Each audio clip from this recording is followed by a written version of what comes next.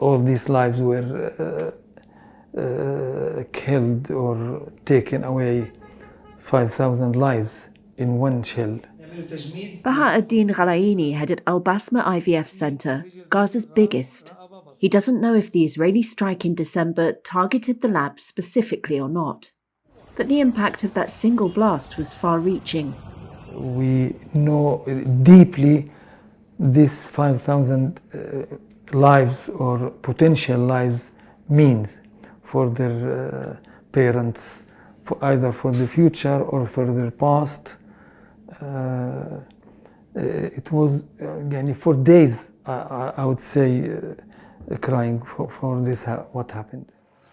Those embryos, sperm specimens and unfertilized eggs were a last hope for hundreds of Palestinian couples facing infertility.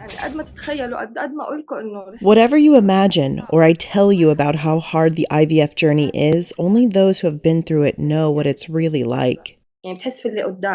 Seba Jafarawi had 3 years of painful fertility treatment, then became pregnant last September, right before the war broke out on October 7th. I did not even have time to celebrate the news. You know, an IVF case is very sensitive, unlike natural pregnancies. You have to take care, not go out, eat healthy food, and move little. Ghalaini closed his clinic, where an additional 5 of Jafarawi's embryos were stored. Jafarawi couldn't rest and keep her fragile pregnancy safe, with the elevator not working and a bomb levelling the building next door. She started bleeding. She and her husband moved south to Khan Yunis, then Egypt on November 12th. Her first ultrasound in Cairo showed she was pregnant with twins, and they were alive. But a few days later, she miscarried. It was really the most difficult moment of my life. I entered the bathroom. I had twins. One of the babies was hanging out of me, and at that moment, I didn't realize what was happening. I was screaming and shouting, and I was exhausted. My mother wasn't with me, so the first thing that I said was that I wanted my mother. I was really tired. My situation was extremely difficult going through all this without my parents.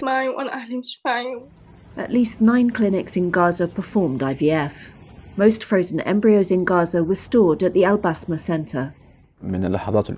Even before the strikes, Mohammed Adjour, Al Basma's chief embryologist, says he struggled to get supplies of nitrogen to top up the specimen tanks. Electricity was also cut off. But he says they can't give up on the couples who need them. We should return, and we will return, and we will rebuild all these destroyed things. We will be a torch and beacon for the people who lost hope, so we restore the hope to them with God's strength.